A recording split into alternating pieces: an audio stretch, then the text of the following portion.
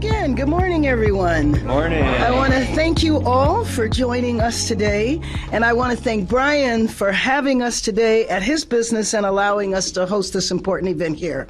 We're here to continue making good on what I have been saying since day one. LA is open for business, but I want to add something else. LA is not only open for business, LA is ready to advocate for business.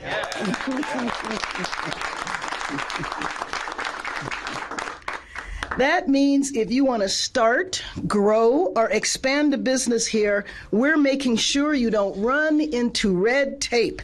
If you want to create jobs and strengthen our local economy, we are here to help. Because when businesses open in LA, when they grow and thrive, they hire people. And jobs are key to the future that we're building together, a future that is stronger, healthier, happier, safer, and more affordable. And we know that income inequality and affordability in this city is one of our key issues. How do we solve that? By increasing jobs. So I'm proud to be joined by Council President Krikorian and business leaders from across our city, and not just individual business leaders, but leaders of key business organizations are here. And so I'm excited to sign my fourth executive directive today, which is focused on small businesses, many of which are women and minority owned. Small businesses were hit especially hard during the pandemic, and yet they are driving our recovery. Almost every business that has opened since 2022 has been small. They are 99% of all new businesses. And when we look at net new jobs, small businesses are responsible for 63% of them. Today is about building on that success, which starts with understanding what barriers exist so we can remove them.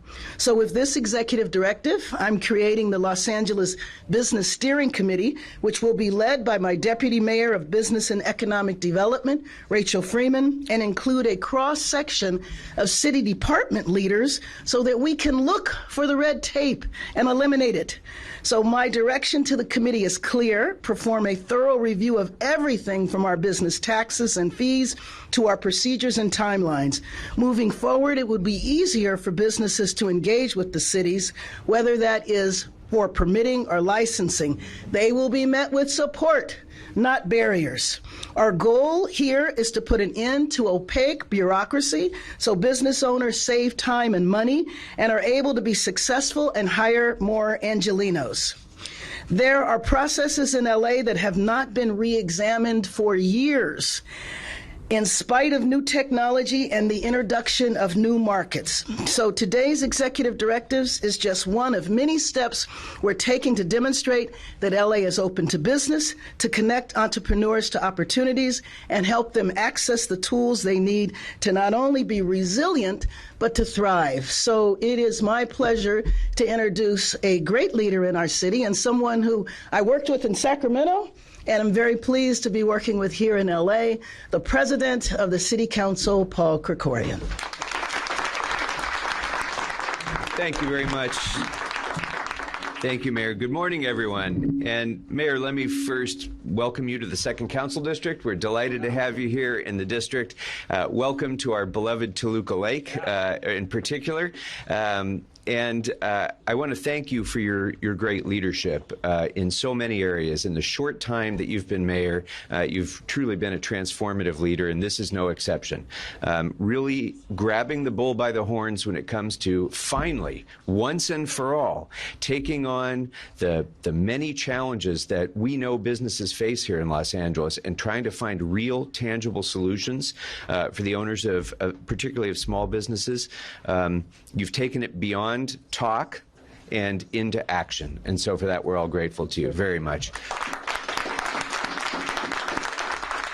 And I want to speak briefly about why that matters so much, because the mayor touched upon the fact that the vast majority of our businesses are small businesses. They are the creators of most of our jobs here in Los Angeles. They are the creators of opportunities. They are what lift people up out of poverty and give them the opportunity to succeed. But they're more than that. And as you walk up and down these sidewalks along Riverside Drive, you'll see that the small businesses in this community not only are the manifestation of someone's dream, not only are they the creator of local jobs, but they really are the foundation of this community, this neighborhood. They define this neighborhood. And we have so many neighborhoods around Los Angeles where the success of our small businesses means the success of our neighborhoods and our communities. And yet, too often we know that the city is the barrier to that success. Too often we know that bureaucrats in some department, 3 levels down, find ways to say no instead of ways to say yes. And it doesn't have to be that way. And I'm especially proud to be here at Red Maple because I often hear from some of our business leaders here, well, in Burbank, they do it differently than in Los Angeles. Yes. So I'm very pleased to have a former Burbank business that is here in Los Angeles now and setting up shop here. So, but be that as it may, I just want to give you a couple of brief examples. Restaurants trying to get a conditional use permit for the sale of alcoholic beverages have to go through so many hoops to get that. It takes months. Sometimes it can take 6 months or more and cost tens of thousands of dollars to get a CUP to sell wine in your sit-down restaurant. And at the end of the day, we almost always end up at the same place with a list of conditions that protect the neighborhood, that the restaurant ends up agreeing to, and we roll with it. So one of the things we thought about in the council was, well, what if we just have all those as agreements in advance? You have a list of conditions, and if everybody just says, yeah, I'll take that list, they get expedited treatment for their conditional use permit. We've implemented that program, and as a result, we can now get a conditional use permit done for beverage sales in 4 to 6 weeks at a cost of about $6,000 instead of $20,000 or more and more than 6 months of delay. And that 6 weeks versus 6 months means a difference of whether a restaurant stays open or closes its doors. So that's one small example. Another example is our procurement reforms that we've made. If you're a small business and you've tried to do business with the city of Los Angeles, you know how onerous that can be. So working with these business leaders here, the LA Business Council and others, we've fundamentally reformed the procurement process. We've created RAMP, which is a portal that small businesses here in Los Angeles can be a part of to marry up with opportunities that we have here for procurement and to work with larger businesses in delivering services and goods to the city of Los Angeles, so that the billions of dollars that we spend in procuring goods and services for the city of Los Angeles don't go to North Carolina. They come to North Hollywood instead and create jobs here in Los Angeles. And because of RAMP, because of Compete for LA, because of the Office of Procurement, we're now able to do that and say yes. So these are just a couple of examples of ways that we can do a much better job in not saying no to businesses, not getting in businesses' way, but lifting businesses up, creating bigger businesses out of smaller businesses, creating more jobs, creating more revenues that we can then spend on the services that everyone depends upon. That's what this executive directive will do in advancing us towards. But we have much more to do after this. And I know the mayor is deeply committed to this. The council is deeply committed to continuing this progress. And together we really are going to get past the slogans and make Los Angeles a truly great place to do business. So, Mayor, thank you very much and congratulations.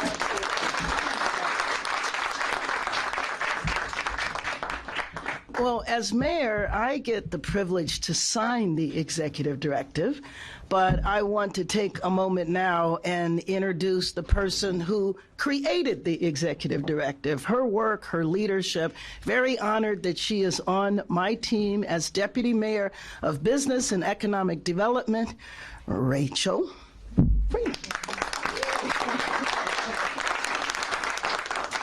Thank you, Mayor Bass, for that kind introduction. And good morning, everyone. Again, my name is Rachel Freeman, and I have the honor of serving the city as Deputy Mayor of Business and Economic Development. My first priority after joining the administration back in March was to engage with the business community in a meaningful way, particularly small businesses, to listen and understand where the gaps are, and to understand how the city needs to move forward and work better to support businesses. In fact, in my first few months alone, I've met with over 100 business organizations on the mayor's behalf in my first few months, and the message is clear. The business community is looking for a partner in City Hall. And today is a great step forward towards that mission. Businesses have called for this executive directive. And once the mayor signs this document, I will be leading the Los Angeles Business Steering Committee, which is comprised of a cross-section of various city departments. And my role in that process will be to convene and provide direction to the steering committee, as well as to develop a framework for assessing the city's red tape. Within the first 90 days, the steering committee will report back on initial findings, which will inform the basis of recommendations of how we can implement this executive directive to support small businesses around development and growth. The mayor's direction on this has been clear. It's been to perform a thorough review of everything from our business taxes and fees, procedures and timelines, and report back on how we can do better. Our goal here is to put an end to that opaque bureaucracy and to be able to hire more Angelinos. As the mayor mentioned, we have been working to reform decades of antiquated systems, regulations, and policies, and there are processes in place that have not been re-examined for years in spite of new technology and the introduction of new markets. The Business Steering Committee is going to look at all of this, figure out what has worked, what hasn't, where things can be more efficient, streamlined, and modernized. Part of that is breaking down the silos that the city has been operating under for years, which has resulted in roadblocks and delays for businesses. And we want to make sure that LA remains competitive and adopts best practices. So the committee will also analyze how other cities can attract and grow businesses. To be clear, this is not a working group to talk through the issues. This executive directive forces much needed surfacing and review that will lead to action. While the city offers many resources today, such as free business assistance, website and online business optimization, debt and credit counseling, it's clear that it's not enough, and we cannot neglect the city's fundamental responsibilities to provide ease of access and certainty of service. We must ensure that we are facilitating business growth in our city, becoming more efficient, and ensuring that more entrepreneurs and innovators can succeed. Today, I have the pleasure of introducing two such entrepreneurs that this executive directive is intended to support. However, before I do introduce those speakers, I did want to take a moment to recognize the members of the business community that are here with us today. Lily Roca, CEO and Executive Directive of the Latino Restaurant Association. Thank you for being here with us. Nancy Hoffman-Vayak, CEO for the Greater San Fernando Chamber of Commerce. Stuart Waldman, President of VICA. Marianne Jacques, Executive Directive of the United Chamber of Commerce. Andrea Nunn, SVP of the Los Angeles Regional Chamber of Commerce. Mary Leslie, President of the Los Angeles Business Council. Nella McCosker, President and CEO of CCA. Tracy Hernandez, Founder and CEO of BizFed. And B, the Thai American Chamber of Commerce of California. Eric Garcia, President of the Toluca Lake Chamber of Commerce. Home field advantage. Right. and Kevin Caleb, our Regional California Black Chamber of Commerce of the San Fernando Valley. Thank you so much for being here with us and for your support. And now I'd like to introduce you to our gracious host and co-owner of Red Maple, Brian Vysotsky. Brian is a wonderful example of how we can support business creation and attraction here in LA. And as a former Burbank-based entrepreneur, Brian has made the big decision to pack up and relocate to the city of Los Angeles earlier this spring. So now that he's here, we want to make sure that we set him up for success so that he can continue to grow his business and brand. Brian.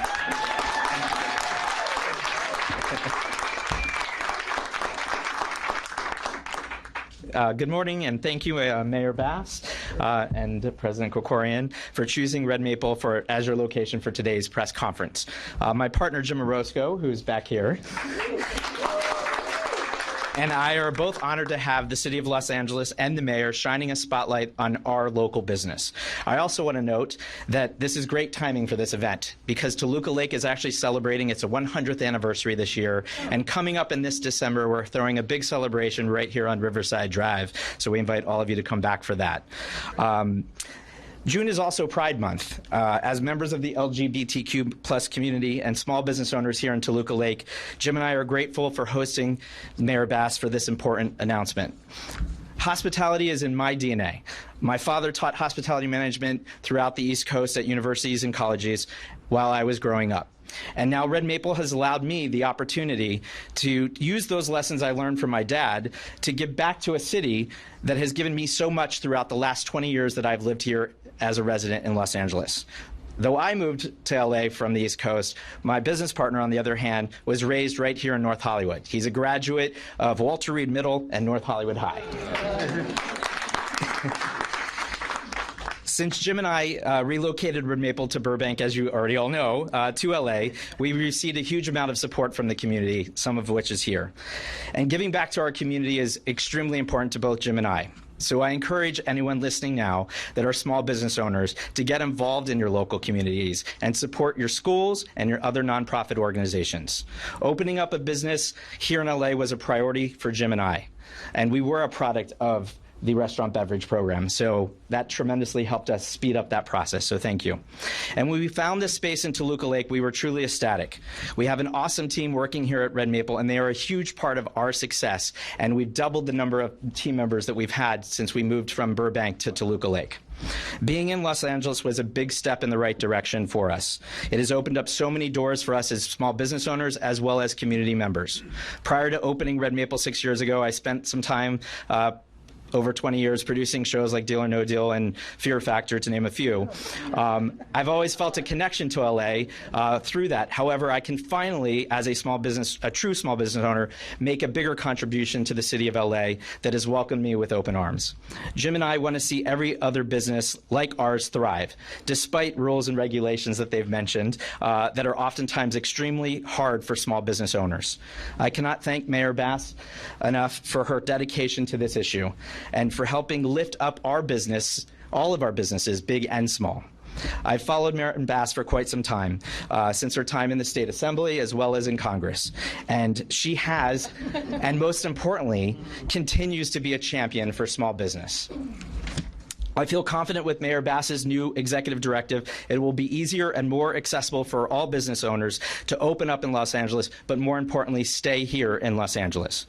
Today is the beginning of a new chapter in Los Angeles for all small business owners, and it couldn't have happened without the mayor and her entire team.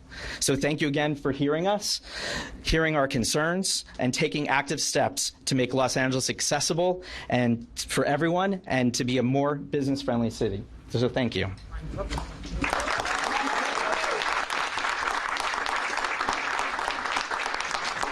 Thank you, Brian. And if you didn't already know, we are so thrilled that you've decided to relocate back to our great city. And now I'd like to take a moment to introduce Mika Scott. Mika Scott is a physician's assistant and small business owner of kin who's currently in the process of launching her own salon here in Los Angeles. Mika's story highlights the real barriers that new business owners face when opening a brick and mortar location.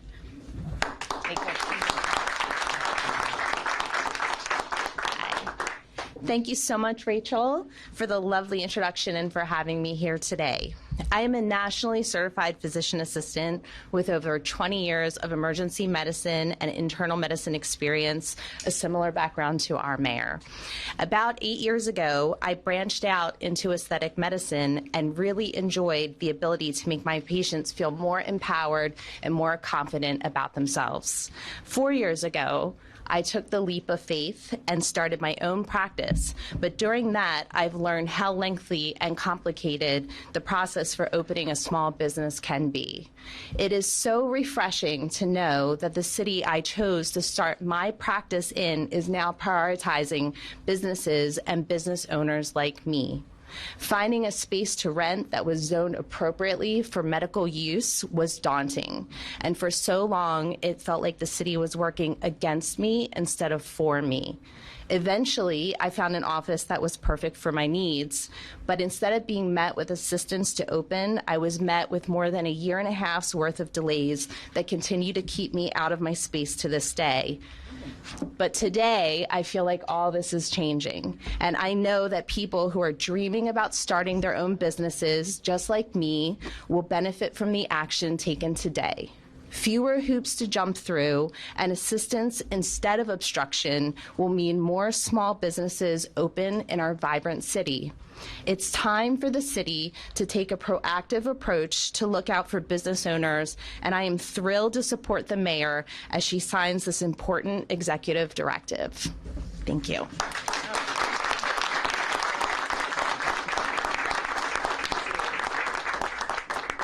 Thank you, Mika. And now I'd like to welcome Mayor Bass back up for the whole focus of this event, which is to sign Executive Directive 4. Mayor Bass?